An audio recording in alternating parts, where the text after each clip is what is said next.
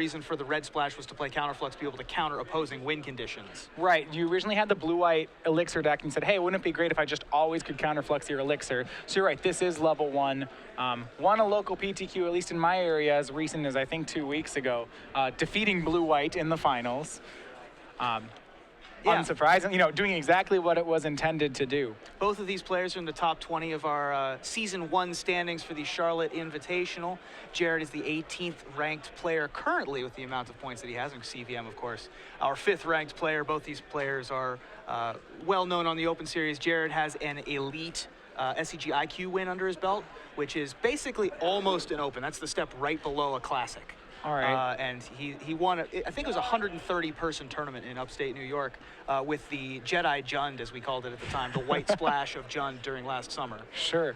So he was pretty well known for that build. It became pretty popular on the website.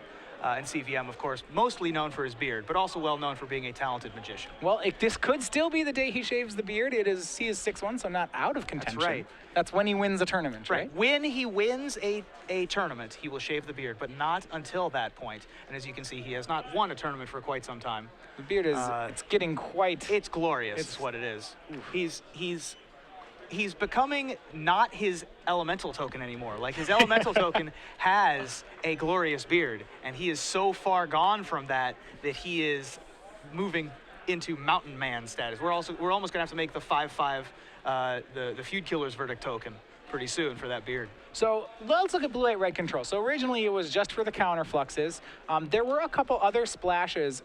He's adopted the Is It Charm splash as well. He has a turn burn. What's important though is he has not adopted the Assemble the Legion splash. It's in the board, but not the main. That splash was actually just for this matchup. As we see, Jared won the die roll. He is going to lead off with Steam Vents, and Chris goes Swamp Thoughtseize. Well, Thoughtseize is pretty much the best card against control decks. It's not so good when your opponent has 3 detention spheres, however. There's not a lot of options. Unless Chris has 2 more Thoughtseizes, that Underworld Connections in his hand is not safe. What he's going to probably do instead is he's probably still take a sphere, but what this means is Jared doesn't have any card draw in his hand. So in this situation, Black, they either clear the way for an Underworld Connections, or they take your card draw. Yeah, the awkward thing for Chris here is that many of his threats depend on your opponent not having a detention sphere and overloading the other answers. And so, for example, Pack Rat is really good for that. Underworld Connections, most of the answers that Blue, White, Red has can't deal with Underworld Connections.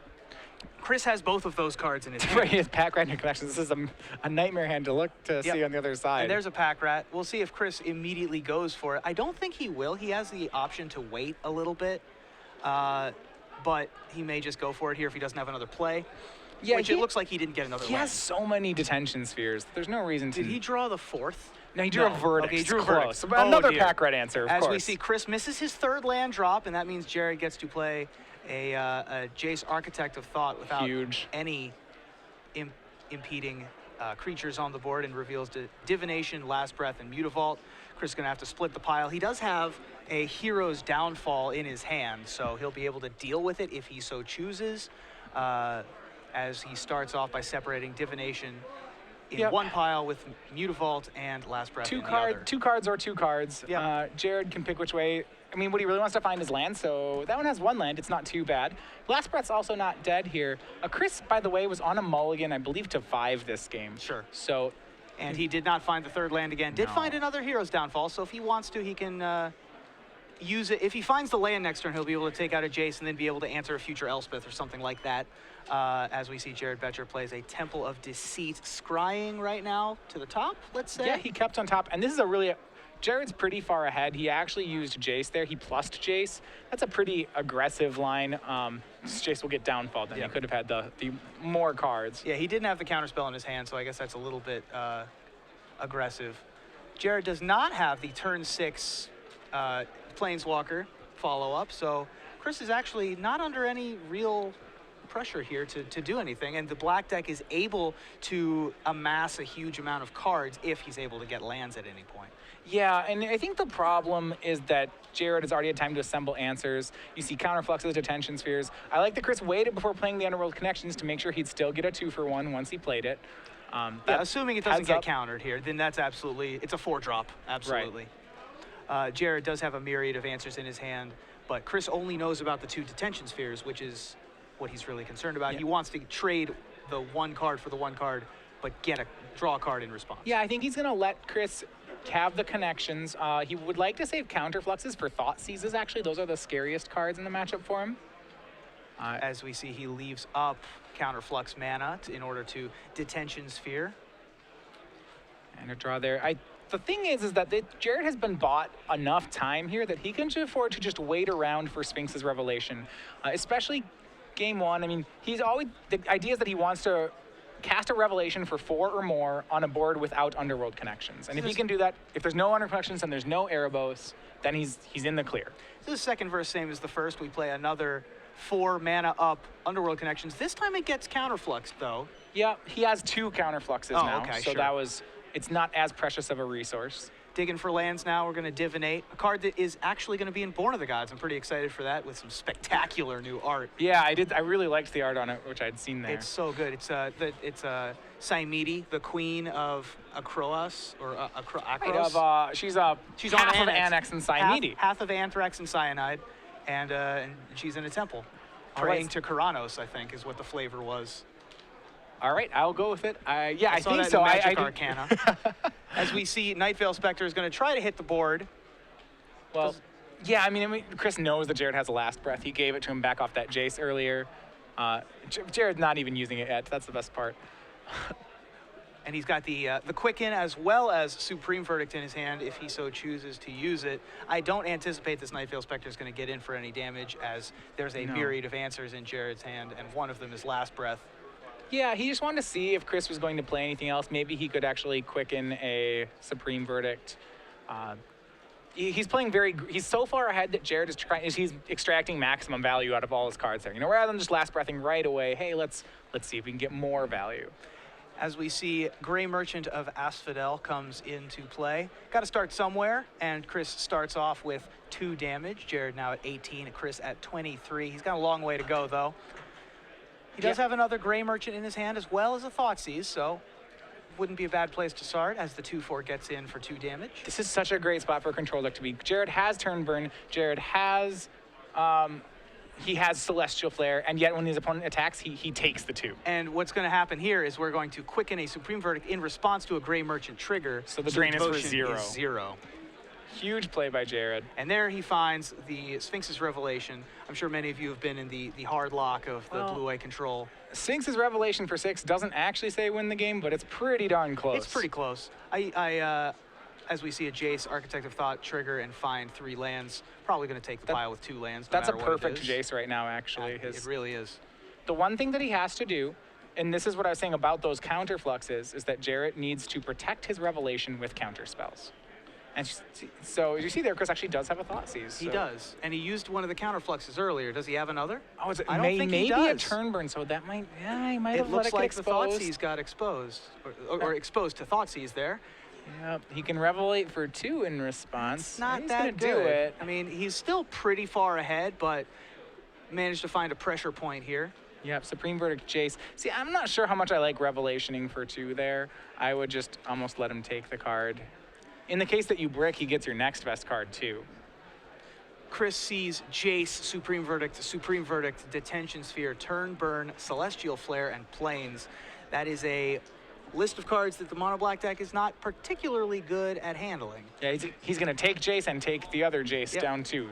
Got to prevent Jared from drawing any more cards, takes all of the remaining ways to draw cards, trying to exhaust Jared's resources. Well, he's got to win before Jared draws a Sphinx's Revelation. So he's going to take any card that can potentially find Sphinx's Revelation. That said, it's hard. Jared's at 18, and Chris can't seem to land a creature on the board, and he knows that, what is his next 1, 2, 3, 4 creatures aren't landing either. Yep, and Jared's the one with the clock on the board as well. He's got the 2 Mutavaults coming in, and Chris falls to 17. And so Chris can only pass, even though he drew a Pack Rat with 3 mana. Can't really use it because he knows that there's a Turn Burn and a Celestial Flare. There's a million cards across the table from him. And he's got a slump. He's in a slump in his chair, and he sees that play. Jared shocks to go to 16 and says the go. Turn. Yeah. I wonder what you top deck. There's bad things happening, as you can see by Chris's body language with his hands like, there. Oh, is that? Oh, why'd you shock there? You shocked for land number 12. That's weird. peculiar. We're probably going to see a Sphinx's Revelation for 9 at the end of the turn, as we see. Looks like Desecration Demon is going to resolve, and that is for 9. Might as well be a Fireball for 17. Yeah. I mean, you can. Chris at that point can concede. He can wait to see how Jared wins. Though to be fair, if Jared's heads up, he actually won't show the elixir. He'll just take a. What I would do in the situation, I would take a Jace plus the Jace, ult it, take like Chris's Desecration Demon and beat him up with it, and then not even show what my win con was. Sure. And also to do that, it's very minimal information. And it takes about 15 minutes, which you might still need that. Sure. As we see that Jared does have 1 Elspeth, does have 1 elixir, does not have the Aetherling. So He actually has. he does have the Aetherling. Yep. Oh, there it is. It was hiding over there. So he's got all 3 win It conditions. was hiding in that pesky creatures column. Who puts cards in that? Especially in the blue-white-red control deck. As we move to sideboards, speaking of the blue-white-red control deck, what do we got over there? Well, the reason to play red, as I touched on a little bit before the match started, is because people felt like blue-white-red actually had a lot of trouble with the mono-black deck. So he plays Assemble the Legion in the sideboard. Now, it's not a be-all, end-all trump, because it can be duressed, it can be thought seized. Those are the best cards against you already. But what it does do that the other cards don't is that if you resolve it, it wins. Black's particularly bad at getting enchantments off the battlefield. So he'll board in Assemble the Legions for sure. You usually board in Negate, and that's not to negate, it can negate Underworld Connections, but it's just to protect, it's to negate thought seizes, really. Yeah. He has 2 Archangel of Thunes. Those are possible to board in. I actually like boarding them in a lot of the time in the matchup because your opponent will be cutting so much of their removal. I want more high-end things to top deck. And the last thing he will board in is probably Pithing Needle. Pithing Needle is good against, it's acceptable against Erebos, it's good against Packrat, and it's great against Underworld Connections. As we see over on Chris's sideboard, he's got fairly stock numbers here: 3 Dark Betrayal, 2 Erebos, 3 Duress, 3 Lifebane Zombie, 2 Doomblade, and 2 Farika's Cure. The Ereboses are almost certainly going to come in, as are the Duresses. The Lifebane Zombies are a little bit interesting. I've seen people bring them in. I've seen people not bring them in. Certainly if Jared brings in the Archangels, they're going to be great. But even as just a 3/1 Intimidate creature, they're perfectly serviceable. Yeah, and you usually do board them in, and that's just because of what else you have in your deck. So 3 Devour Fleshes come out, 1 Ultimate Price comes out, 2 Farika's Cures come out. That's 6 cards already. You only have 2 Erebos and 3 Duress here, so okay, well, we need a 6th card. Let's go for a Lifebane Zombie. And then the question becomes, do you like Lifebane Zombie or Desecration Demon more? Who would you rather tap out for? They both get around Last Breath. Azorius Charm's better against the Demon, and your opponent might have Archangels. There's a good case to be made for turning the demons into the remaining Lifebanes. Yeah, that's perfectly serviceable, especially because Desecration Demon gets chump blocked by an Elspeth token every turn. Right. Whereas the zombie certainly doesn't. Right, the zombie's more or less unblockable. Yeah. Yeah, I actually, no, you can't even, you cannot Mutavault block it, right? Because it's not a robot, it's just colorless. Absolutely. Now, the problem, of course, being that Jared has red in his deck, so he does have access to Izzet Charm, which Chris saw. Yeah, so maybe against red you want to stick with the demons. That's a pretty good point. It's pretty close. It's 6-1, half dozen the other. What would you guys do at home? Tweet at us, SCG Live. Which one would you rather have in this matchup, Desecration Demon or Lifebane Zombie? I think on the play, I'd rather have the 3-drop. It might be different. You might want the more powerful card on the draw. I know against straight blue-white, I would prefer to have the zombies, but the point you bring up with Izzet Charm is a pretty good one. What I like about Demon is that I don't want Izzet Charms killing my 3/1s. I may go with the demons, actually. Yeah, he's got 2 Izzet Charms. He's got 3 Azorius Charms, 2 Last Breaths, a Celestial Flare, a Turn Burn as his instant speed removal. Not to mention, of course, the Quicken. They could speed up pretty much anything. And so we'll see if Chris is able to recover from being down a match. The thing about this Mono Black Devotion deck is it can look anemic at times, especially when it's stuck on mana like Chris was game 1.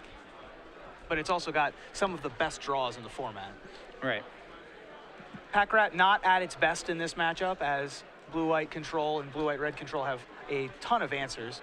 They can answer an early Packrat with Last Breath, or Izzet Charm, or Turn Burn. They can answer a late one with Detention Sphere and Supreme Verdict. The way you play Packrat in this matchup is kind of interesting. What you do is you play one on turn 2, because why not? And you hit him for 1 a bunch. And then when you get to having 6 lands in play, you threaten end step, make 2 Packrats, untap, make 2 Packrats, swing for 15. Out of nowhere, sure. Yeah, so if you get them below 15, you can kill them. So then they suddenly have to do awkward things like Supreme Verdict to your 1 pack rat, and then you just never make anymore. Right. But you don't actually, the whole like turn 2 make a pack rat, if you do that, you don't turn 3 make another pack rat. That's pretty suspect.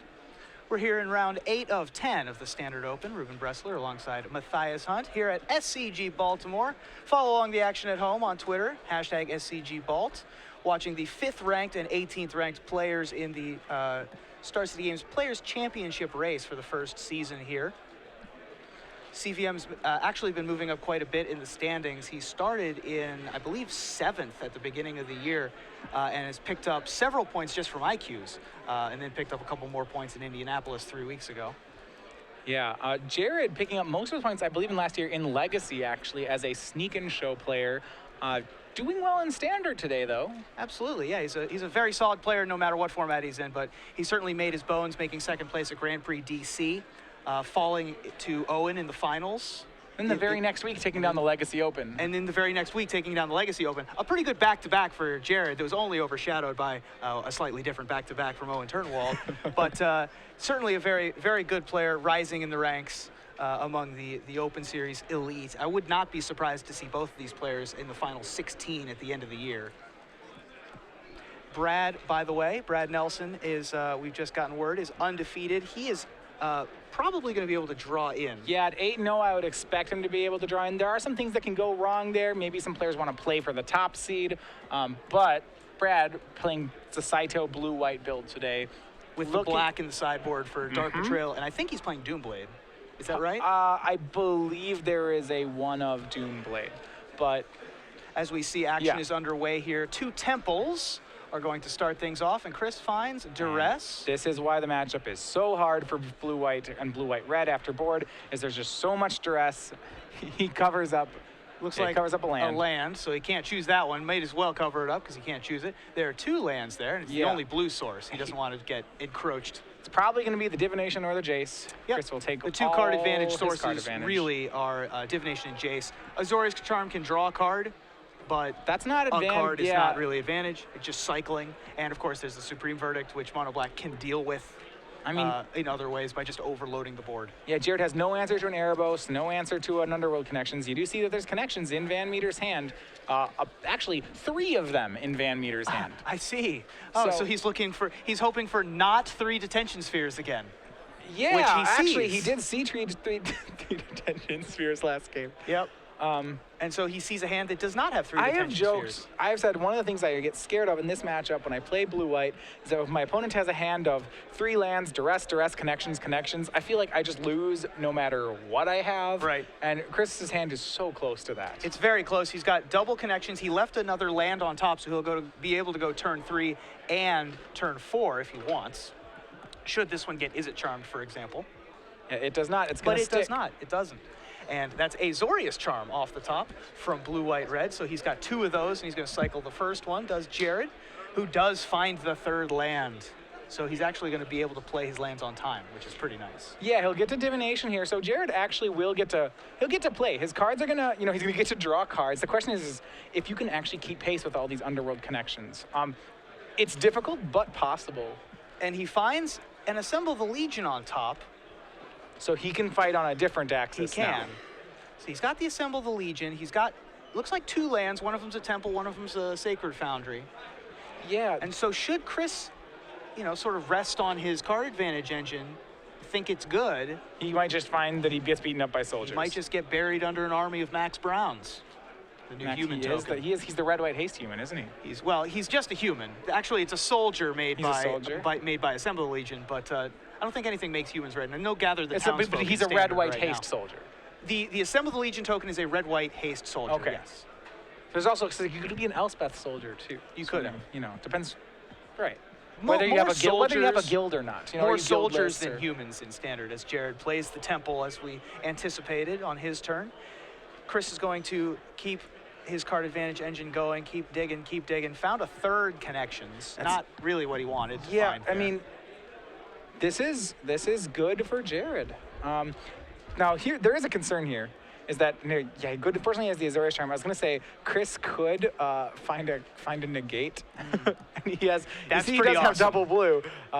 Chris is going to get some bad news here. Oh, no. Oh, dear. And he sees no white creatures, but he does see Elspeth and Assemble the Legion, which make white creatures. Surprise! We have a new game plan. Sadly. It's playing big unanswerable things. Yep. And he sees the writing on the wall. This Assemble is going to happen. Yeah, this is why the red splash.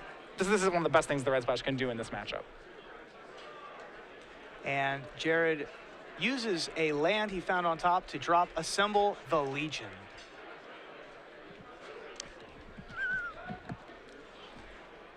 So, all right. And he can't, there is no way in Chris's 75 to get that thing off the board. He does not play Absolutely Ratchet not. Bomb. So he has to race it. He has a gray merchant and he has his card advantage. he's got to find more gray merchants. Got to find more gray merchants and got to find I think more he's unblockable guys. I think he guess. just, well, he knows about Supreme Verdicts. That's the problem. I would say normally, let's run out the Gray Merchant as a blocker. Let's get some attacking going. But he knows that Jared has a Verdict. So he has to play around Verdict while still keeping damage going. And I like what he's done here. He knows there's no Detention Sphere at the moment. Well, let's draw more cards. Yep. I think that Erebos is a reasonable place to be here now that he's got the 4 Devotion in play already on the Underworld connections. Yeah, 5/7's good. It's going to be held off. It won't be very difficult for Jared to hold it off with Elspeth and Assemble. But it'll help hold off Sphinx's Revelation. Yes, it'll stop via life gain, resetting the race, which is a big deal. Which is big.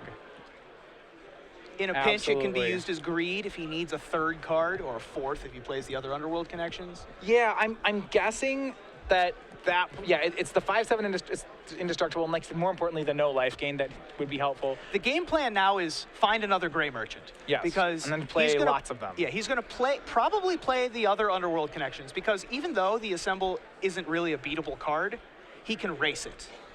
But he needs a very specific set of cards to do it. Three Assemble, 3 connections going. All you have to do is draw 2 Gray Merchants and it's game. Obviously, by playing all 3 of them, you're making yourself dead to Detention Sphere, but at the same time, you're kind of already dead to Detention Sphere. If you Detention Spheres these 2 connections, Chris isn't winning the race. And so we see Elspeth come down making more soldiers. Yep. Yeah, let's go ahead and make ourselves real dead to Detention Sphere.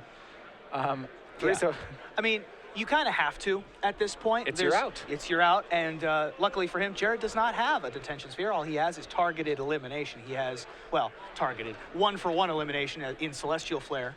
Yeah, well, right now, we have 6 black mana symbols. Jared, actually, he has a 2-turn clock, so he can put Jared down to 10 with this Life Bane zombie, and then if Jared doesn't Verdict, next turn he can attack with Life Bane and play Gray Merchant, and that would be a drain for 8. That would be lethal.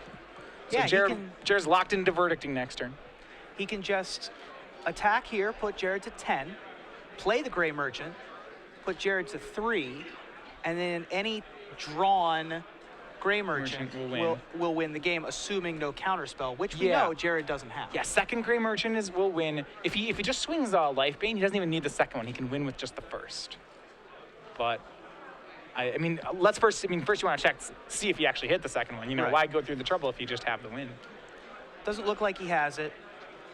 Remember, there is a Supreme Verdict in Jared's hand, so if Jared decides to wipe the board, he's going to need the Gray Merchant to attack. Okay, here's something else he can do. He can hit Jared to 10, play the 3rd connections, and then next turn, he just, with his lands, can play Life Bane Merchant, and it kills him. That's pretty good.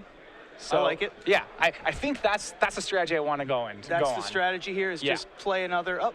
Yeah, I would have played another connections. Well, Chris kind of wants to gain some life here. He doesn't want to just be dead. This is good, but Jared's at 2, and we don't actually have a way to deal the final 2. So it's risky. It is quite risky, as he is probably going to get Supreme Verdicted this turn. Yeah. I mean... Several tokens come into the battlefield. Although Jared's at 2 and he has a Mutavault is the other thing. So Supreme Verdict, but he knows the Celestial Flare. He can post-combat he can make Elspeth tokens after Verdict. Sure. So and he also knows about the Celestial Flare, I believe. Yeah, there's a flare that the Mutavault's no good. I still think that we're on Gray Merchant or bust here. I think we'd become on Gray Merchant or bust because we played the Gray Merchant there. Yeah. Had he played more black mana symbols, we might not have been. Yeah, like I said, what you'd have to do is instead just play a 3rd connections and the next turn go connections Gray Merchant, drain for 9, and it would connections Gray Merchant. No, it'd be drain for 11. It would be enough. right. So if he had waited on it. If he'd waited on it, it would be lethal this turn. So now he needs to find a Gray Merchant on top probably to be able to do it. I think it's just Gray Merchant that he needs to find. Yep. Yep, that's no targeted burn spells, no Sign in Bloods in this deck. He has Night Veil in his hand, and that could do it if there's no answer. Draws a Thoughtseize, so Chris is going to go to 13 almost certainly this turn, probably down to 11 actually, and then it's going to be so many 1/1s in play. First, see if you draw Gray Merchant, and then try to Thoughtseize away a counterspell and Gray Merchant him. If you don't, then you try to use Thoughtseize to push through the Night Veil. Spectre. Yeah, he has a Hero's Downfall for Elspeth, but there's really no point. Elspeth's not increasing the clock any. If Elspeth gets to 7, we might, I guess we might downfall it. But as we see, both Underworld Connections drew Swamps this turn for Chris no VanMeter. Gray, so that's going to change. That'll change things. We're going to have to try to hit him with this 2/2, 2/3 flyer. And we see Thoughtseize. Jared is going to be down to. Well, both of those are pretty good, actually. He's got to take. He's got to. Well, he doesn't. I would take the Jace. Yeah, you have to take the Jace, but the Celestial Flare actually doesn't stop the Night Veil because you can swing with Mutavault too. Doesn't stop the Night Veil, yeah. Just just suicide the Mutavault on it, and you're fine. All right. And to be fair, though, it means if Jared draws, say, a second flare, and we can also attack with this Pack Rat. Yeah, here's another guy who can join the attack. So here's a guy. Yay. Yeah, I think we're still fine. It looks like Chris will get this. It's very close. I mean, there are lots of outs in Jared's deck. He's got more detention space. Yeah. He's got more Supreme Verdicts. Plains isn't one of them. That's right. Those beautiful white bordered plains are not going to help you here. They're matched, though. I didn't realize his lands are matched. I would like if they're white bordered and unmatched. Those are classy. Those are...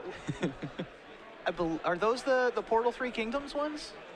They're not one of the regular set ones. They may be they're like Guru or P3K or... They're one of the fancy white bordered ones. I mean, he is a legacy player at heart, right? You'd expect his lands to cost upward of, more than the rest of the cards in his deck. Yeah, of course. When the least expensive cards in your deck are your commons and not your basic lands. That's where I like to be.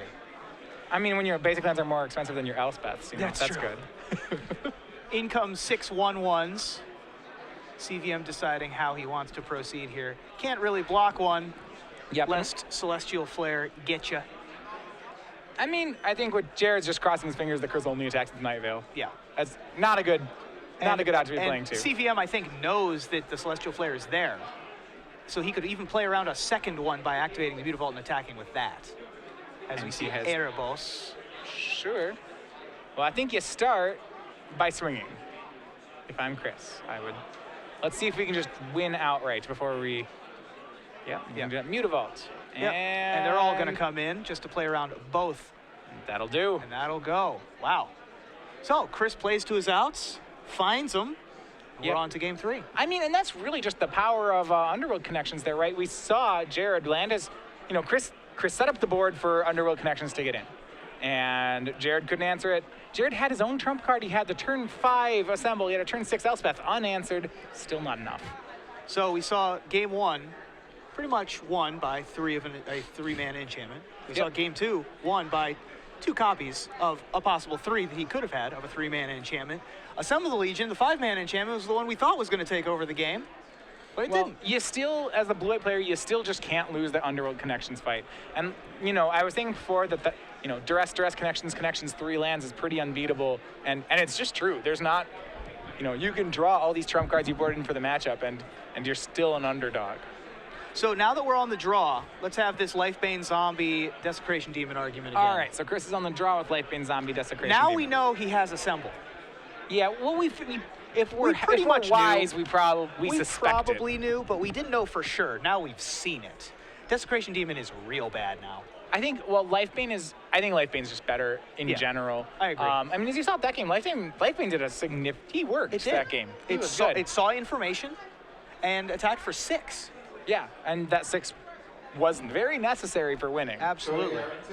So Jared, knowing that Lifebanes are going to be in the deck now, does he even bother bringing in the Archangels? Yeah, does he bother bringing in the Archangels? It's a good question. You know, there's a little bit of you just hope it doesn't happen. It depends how you think about, like, how bad you think the matchup is. I have found with blue-white, I just don't like the post-board games very much. Granted, when I play blue-white, I don't have assembles. So I actually just need to board in something. And I board in Archangels, and I just hope they don't lifebane them. If you have assembles, you maybe don't have to do that. Granted, I would still play more of them if I had them. Elspeth, Assemble, Life, those are the ways you beat a game when you're losing to connections, but you really just don't win when they have the connections going. So, I don't know, maybe he leaves them out. I can see that. Well, we'll find out in Game 3 of Jared Boettcher against Chris VanMeter, Mono Black Devotion against Blue White Red Control. Here in round 8 of the Standard Open in Baltimore. Yeah, so it's just a real classic matchup here. It's one of the ones, it'll be interesting to see if, this is the last tournament that we're going to see before Born of the Gods, whether or not this matchup is still going to be one of the, the archetypal matches of the format post Born of the Gods. No pun intended, now that the archetype of imagination and destruction are coming out. That's maybe it'll be a good very unintentional pun out of you. Archetypal matchup. That's right. Yeah, they're both getting some new tools, and none of the tools that really help them in the mirror. White could play the Cat King. I don't know if he's, that certainly is a card I would like to board in, actually, because... Against Mono Black? If you're going to do the whole, I play no creatures, but then surprise, I board in a creature. Sure. Like, that's a good one to bring in. It's like when Hero of Bladehold used to come in out of those weird blue-white decks 2 years ago. Yeah, or when Hero Bladehold came out of Temperate Steel, they'd be like, surprise, he's not a robot, he's just really good. Yeah. Or like when you brought in Dark Confidant when you were playing lands or something like that. Right, so things like that. One of the things that when I was playing this matchup from the blue-white deck is I said, man, how come all my finishers have to cost 5? They're just going to Thought Seize it, and they always would, and 3 is a really good number. A guy that can win the game by himself and costs 3, I would want that card. I don't know if he's not auto in the deck, but he is gonna get play tested. He's a strong consideration. A bunch of the cards that Mono Black Devotion gets, as we see Chris VanMeter is gonna mulligan to 6 here, in Born of the Gods are not even close to for Blue White Red. They are Bile Blight, and they are Drown in Sorrow, and they are not things for this matchup. Yeah, no. Black gets better against other decks. I don't know if they get much for this matchup.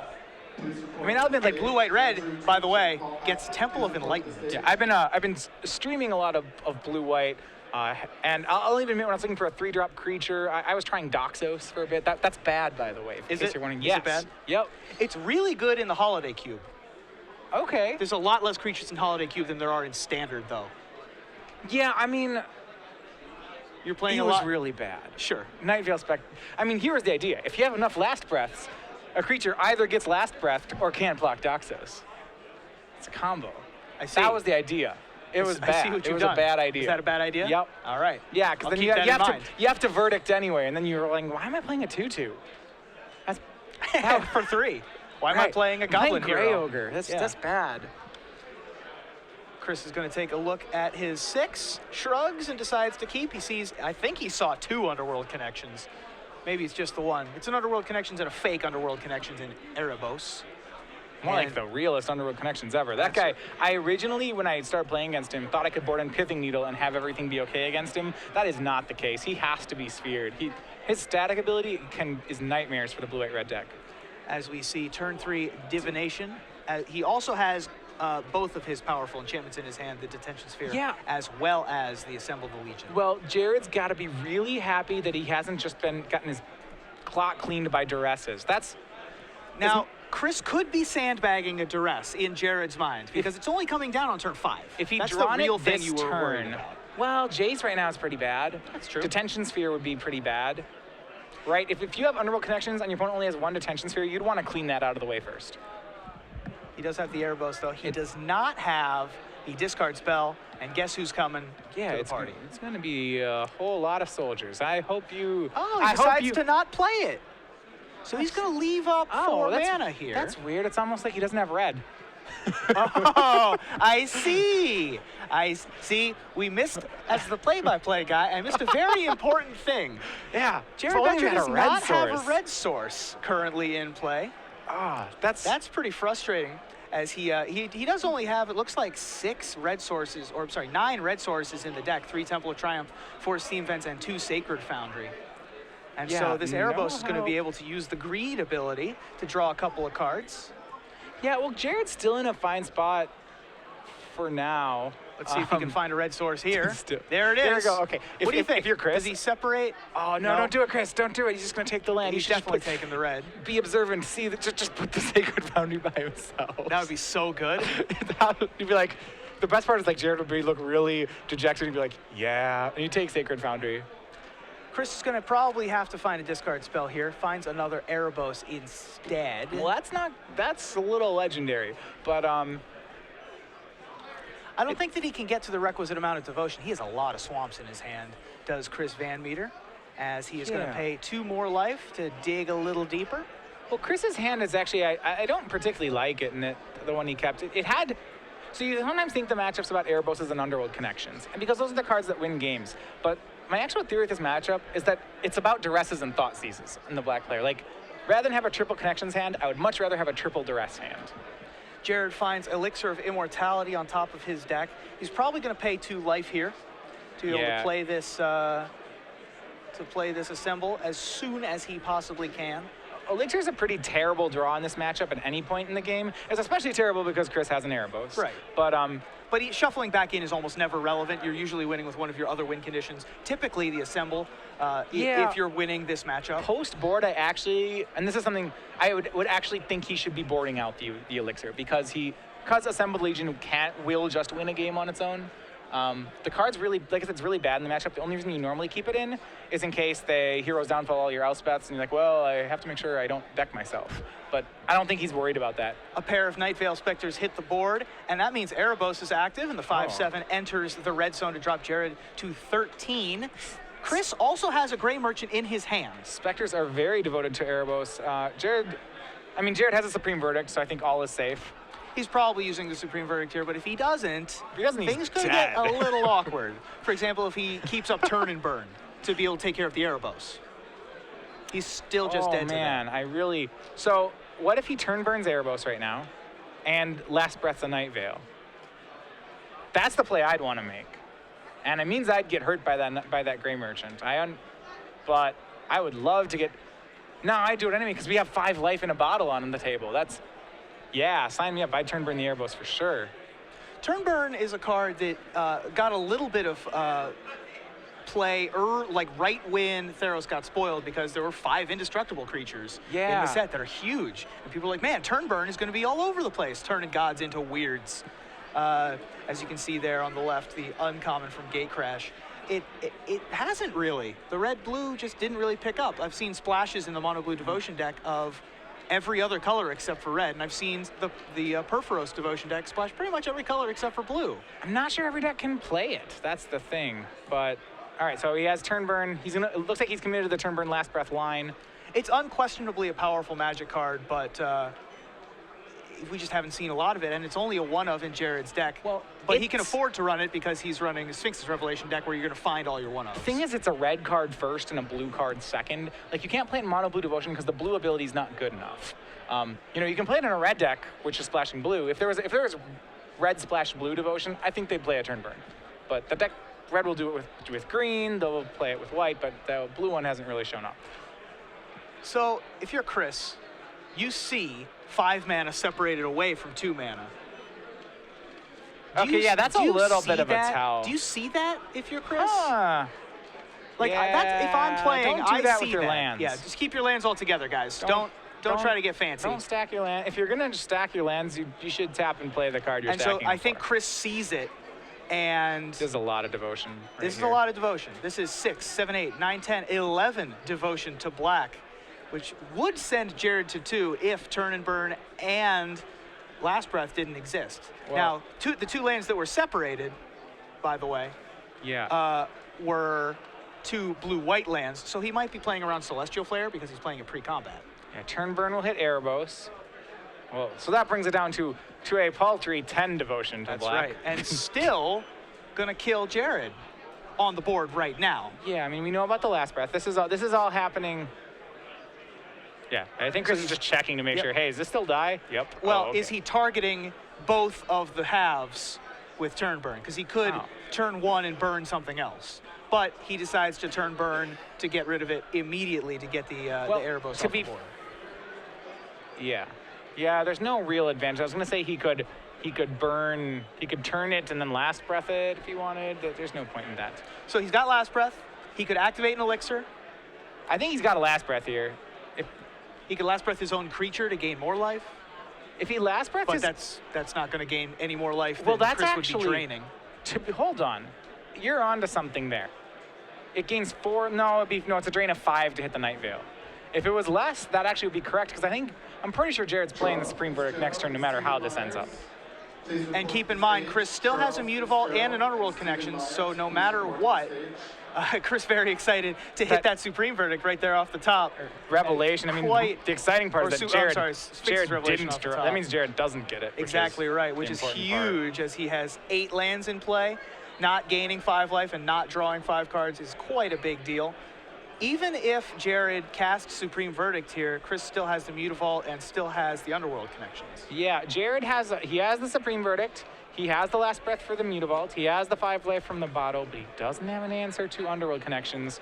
We're going to get to see that race once again of Underworld connections versus Assemble.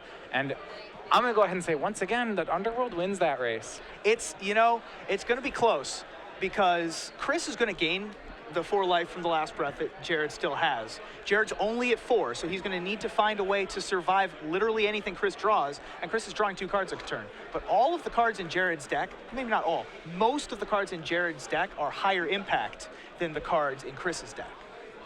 And also, Chris is going to be pinging himself for 1 every single time, and then the Assemble will just start taking over. All right, so the damage comes in, 3 from the soldiers, and all right, step 1, creature swept away, done. Sweep the board. So we've got 4 mana up after Supreme Verdict. See where Jared goes from here.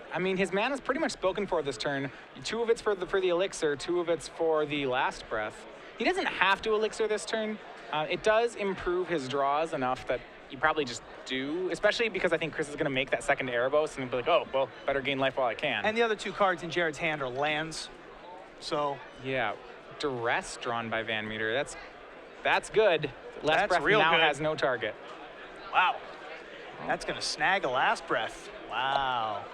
That changes a lot, actually. Seeing that the Emperor has no close, Chris can go about his turn as he pleases, trying to find a win this turn. You said he has another Erebos, right? He does have another Erebos. That's huge. I was going to say Jared can still top deck a Sphinx's Revelation, but now not so much. In comes the Mutavault. Down to 2, and boom. There's Big Papa Erebos, God of the Dead. No more life gain for you. In response, we're going to go to 7. Shuffle it all back in. And with one fewer Revelation in the deck, too.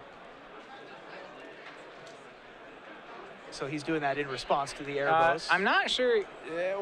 Yeah, I think he did it in response. Okay. Yes, he did. I think that there was a spectator asking when that Erebos was going on. Yeah, and no, he's smart. He did it in response, not end step. He figured it out. He read the magic card. So yeah, I think that certainly with that top deck Duress, especially because of the discard spells in Chris's deck that I wasn't taking into account, of which he has 7 after board, and he has another Thoughtseize in his hand. I would much rather be on the Underworld connection side of things than the Assemble the Legion side, even with 2 counters going up to 3 this turn. Oh, he didn't. No, I think he did it on end step, yeah, and then he said, sorry, you don't gain the life. Wow. A little bit of a misplay. We'll see if it comes back to haunt him as Jared top decks a land here. Well, plays the untapped island and passes back. That's all he can do. What he has to hope is that Chris doesn't draw a Gray Merchant or a Flyer. Yeah, the problem here is that Chris has just drawn 2 cards a turn. He sure is. He can draw more if he wants to. With Erebos, he can draw many cards. As soon as he hits a Gray Merchant, things are bad. It's game over from there. He drew a Desecration Demon. That doesn't matter. That doesn't matter at this point. So we found the answer. We kept in at least 1. I would imagine there's more than 1. Well, when we were going through the card for card swap, we knew there'd be we only found 3 of them to side out. Sure. So I think there's at least 1 left, unless you want to play Doomblade, or Dark Betrayal, which I don't. Those seem pretty bad. Those seem bad. You could Fricas Cure one of the soldier tokens. You could do that. That's... Or a Mutavault if you anticipated the blue-white control deck having Mutavault, but typically you sacrifice having Mutavault for the third color in these three colors. You still find Perk. They usually play 2. Okay. I mean, you're right. It makes your mana worse. We saw earlier that a couple of the blue-white control decks had 3, even 4 when I was walking around the room. That's true. Jared, it looks like, only does have the 2 Mutavaults. Probably can't play more than 2 in Jared's deck. But with only really 1 target that's any good, you don't want to trade a card for a third of an activated ability against an Elspeth. Right. So we'll see where Chris goes from here. Probably going to start paying some life to be able to try to bury Jared under some card advantage. He finds a pair of Desecration Demons. Well, this would be good. Each Desecration Demon functionally takes a counter off Assemble, which is fine. It's not exactly where you want to be. Chris is going to just keep on digging. Finds More demons. Another demon. So he can remove all 3 counters from the Desecration Demon if he wants over the next 2 turns. Sure. Yeah, so what's Assemble do against all these demons? Well, he gets to eat 1. Erebos. So right now, one has to trump Erebos, one has to trump each demon. You know, there's a lot of trump blockers out here. And so Erebos is able to attack, but I think Chris he missed decides it. not I think to. Chris missed that Erebos was a creature. Like, But he's also, Oh, he doesn't really want to attack into all that open mana, as Jared did actually top deck a Celestial Flare. Oh, you're probably right. So the scary part for Chris is that he actually has to find an answer reasonably soon. Right now, so Jared is at 7 soldiers at the moment. So 7 will next turn become 12, and on the following turn will become 18. And That's many. well, that's Chris's life total. I'm assuming he's going to use at least some connections or Ereboses. In the meantime, sure. Right. So it's not next turn. So in 2 turns, Jared will have a lethal attack. Chris has to kill him before that. Jared's going to keep all of his 1/1s back, not sacrificing anything to the Desecration Demon during the attacks. Gray Merchant? No, it's a No. Night Veil Spectre. Night Veil That Spectre. actually could be lethal. If he has he has to have the wherewithal to play around the Celestial Flare when he attacks with it. I'm pretty sure he does. I agree. I suspect he will make the play. Underworld Connections drops down to 15, and guess what we Oh, found? that was the card we needed. Let's thought seize to make sure this doesn't get Coast countered. is clear, and that's there's gonna do it. Gary. Gary for the fireball. Jared shaking his head a little bit at the at what he might perceive to be a pretty okay matchup. What do you think about this matchup in general? I mean,